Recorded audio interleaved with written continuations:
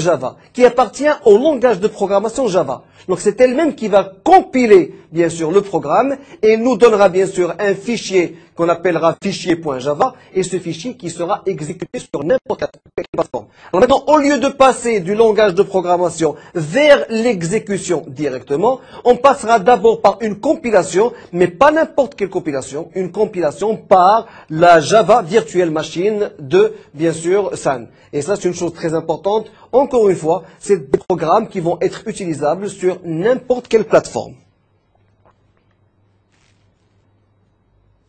Alors, portabilité de Java, donc les classes Java portables.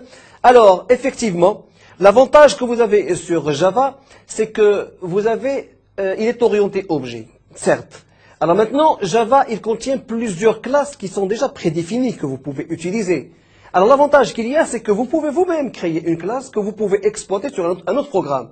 Contrairement maintenant à d'autres programmes, prenons par exemple le Visual Basic qui n'est pas orienté objet.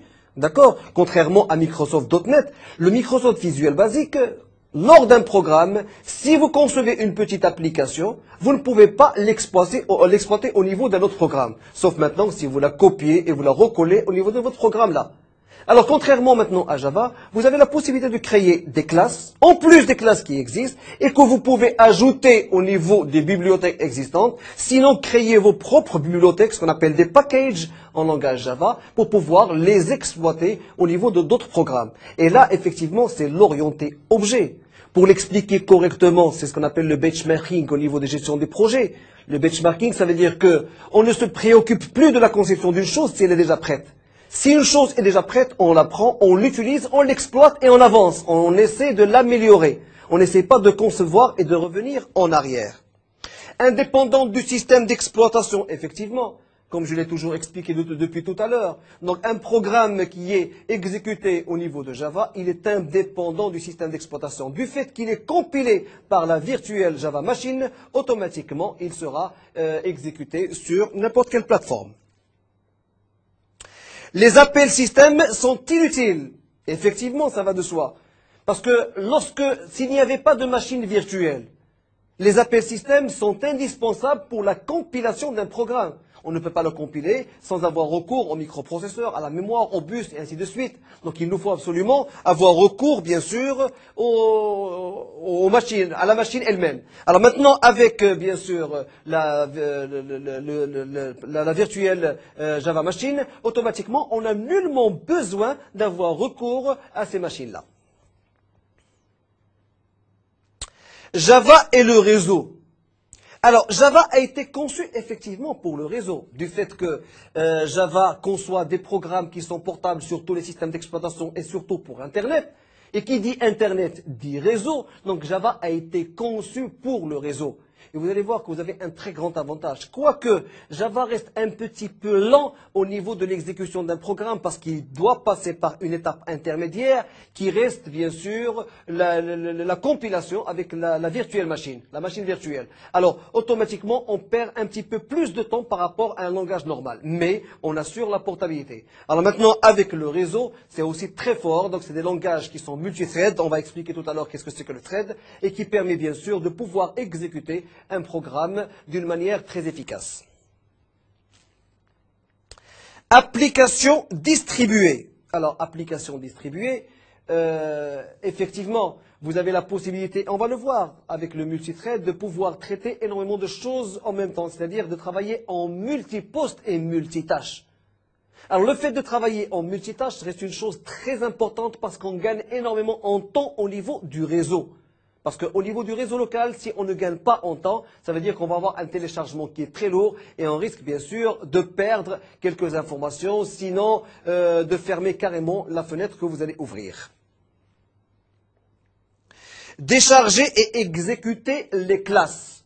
Alors là aussi, vous avez la possibilité, tout au début d'un programme, de désigner les classes sous forme bien sûr de package ou de bibliothèque, et c'est ou bien de charger tout le package, ou bien de charger une partie du package. L'essentiel c'est que vous avez la possibilité de décharger et exécuter. De charger d'abord, et une fois terminé, vous pouvez décharger tout ce qui est en mémoire. Et ça, on va le voir, ce qu'on appelle les ramasse-miettes, c'est ce qui permet de gérer la mémoire correctement pour pouvoir gagner un petit peu plus de place pour gérer vos programmes.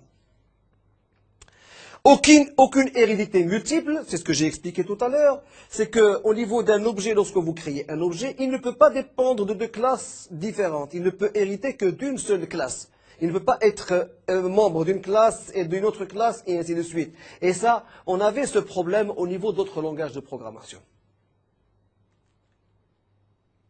La plateforme Java. Alors, la plateforme Java, vous avez plusieurs choix au niveau des plateformes Java. Alors, il faut absolument télécharger ce qu'on appelle le Java Development Kit, le JDK, le télécharger à partir d'Internet directement.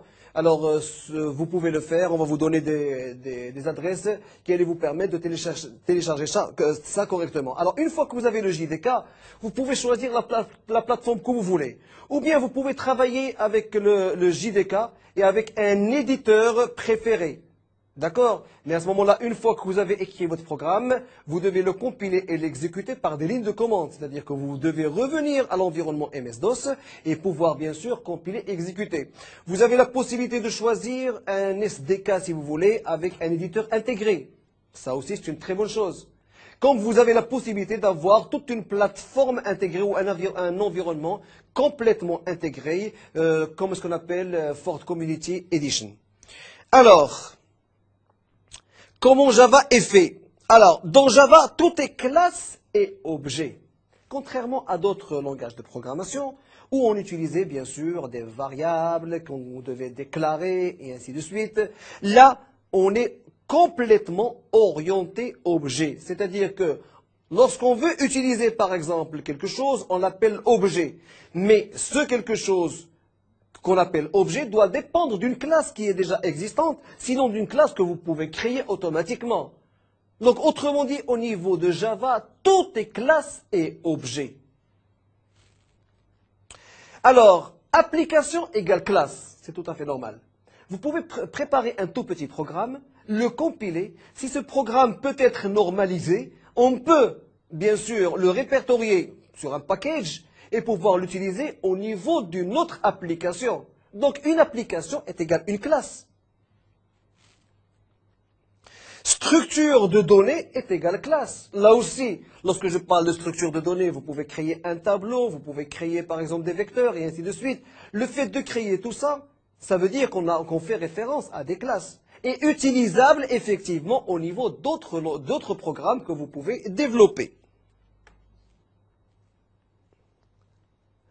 Données égale objet.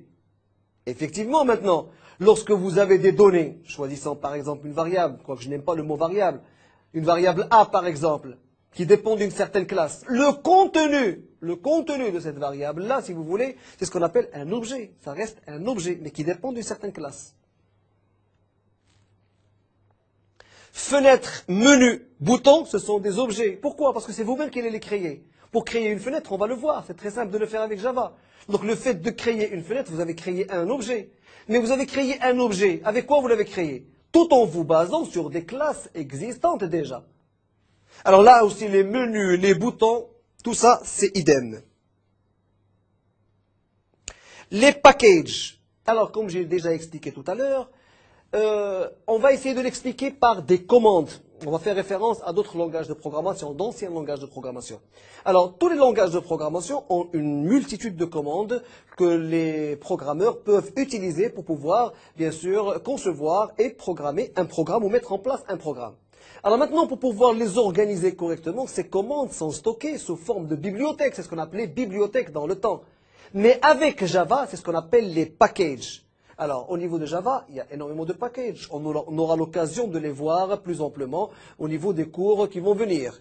Alors, java.applet, vous avez le java.awt, vous avez le java.beans, vous avez le java.io, input-output, vous avez le java.lang, vous avez le java.mat, qui contient toutes les commandes nécessaires aux mathématiques.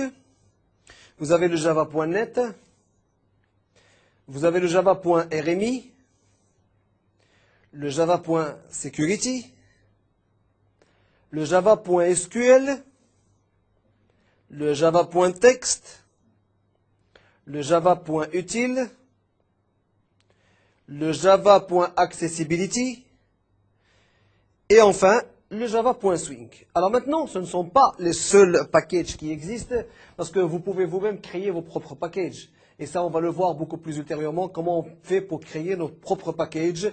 Et bien sûr, au niveau de ces packages, on ajoute toutes les classes que vous créez, que vous pouvez créer. Alors maintenant, pour rendre ces classes publiques, c'est-à-dire que si n'importe qui puisse utiliser par exemple les classes que vous avez, à ce moment-là, il faut les envoyer chez Sun pour être testés et pour les mettre au niveau des packages réels de Java. La documentation de Java. Alors, la documentation de Java, c'est une documentation que vous pouvez bien sûr télécharger sur Internet. Il y a plusieurs, bien sûr, éditions de cette documentation. C'est une documentation qui reste très utile dans la mesure où elle vous donne des explications concernant les packages, concernant les classes existantes, ainsi que des explications sur les méthodes des classes et ainsi de suite. Alors, Javadoc est le standard pour la documentation de Java. Et là, vous pouvez bien sûr le télécharger facilement sur Internet. C'est une documentation en HTML, donc c'est une documentation qui sera ouverte bien sûr sur un navigateur web et qui vous facilitera la tâche. L'avantage dans tout ça, c'est que c'est une documentation qui peut être ouverte sur n'importe quelle plateforme, encore une fois. Et ça, c'est très important. Alors, bien sûr, une fois installée votre documentation, vous allez la retrouver au niveau du répertoire C:/JDK 1.3.1. Donc, c'est la version, ça peut être 1.4.1, 1.4.2, ce que vous voulez, mais c'est la version /docs /index.html. Alors, une fois que vous avez lancé bien sûr votre documentation, vous allez voir apparaître une fenêtre qui allait s'ouvrir, une fenêtre qui est bien organisée, qui est divisée en 3 petites fenêtres. Une fenêtre où vous allez retrouver, pour ce qu'on appelle en langage internet si vous voulez des frames, une frame où vous allez trouver les classes que vous voulez. Pour l'instant c'est désigné all classes, toutes les classes. Alors, vous allez les retrouver ici beaucoup plus en détail, donc vous pouvez cliquer sur une classe bien précise pour retrouver, bien sûr, l'intérieur ou bien ce qu'on appelle les méthodes de classe, avec les explications. Si vous choisissez par exemple la classe classe, vous allez obtenir ici l'explication de cette classe-là. Alors là, vous avez, comme je l'ai déjà expliqué, ce qu'on appelle l'indice des packages, c'est-à-dire les numéros de packages si vous voulez, ainsi que la liste des packages. Alors, lorsque je dis indice, c'est parce qu'il y a des versions. Alors, chaque version, bien sûr, elle est enrichie par de nouveaux packages ou des changements au niveau des autres packages. Vous avez les indices de classe. Alors, tout à fait, on a parlé d'indices de package, mais là, on parle d'indices des classes. Alors, l'indice des classes, vous avez des classes, bien sûr, qui sont triées par ordre alphabétique. Vous pouvez choisir la classe que vous voulez pour en avoir des explications. Alors maintenant, vous pouvez avoir l'explication d'une classe, comme vous pouvez avoir l'explication d'une méthode, et ainsi de suite. Et tout à fait au milieu, bien sûr, vous avez le texte de la documentation, c'est-à-dire l'explication, bien sûr. Par exemple, si je prends la classe Object, d'accord, qui se trouve au niveau du package java.lang, alors automatiquement, vous allez retrouver des explications sur la classe Object. Et ça, c'est très important pour les gens maintenant qui ont besoin de savoir telle ou telle classe, comment les utiliser et à quoi elles servent. Automatiquement, au niveau de la documentation, vous pouvez avoir toutes les informations nécessaires. Alors bien sûr, il faut prendre en évidence les 3 fenêtres que vous avez ici. Il existe des versions où il n'y a pas 3 fenêtres, il n'y a qu'une seule fenêtre, mais là aussi c'est aussi bien organisé. Vous avez un menu qui allait pouvoir vous aider bien sûr à choisir éventuellement les packages, les classes que vous voulez, ainsi que les explications de chaque classe. Alors, ce cours prend fin. Si vous avez besoin d'informations complémentaires, vous pouvez toujours vous connecter au site de Netno en cliquant sur le lien Mednetio.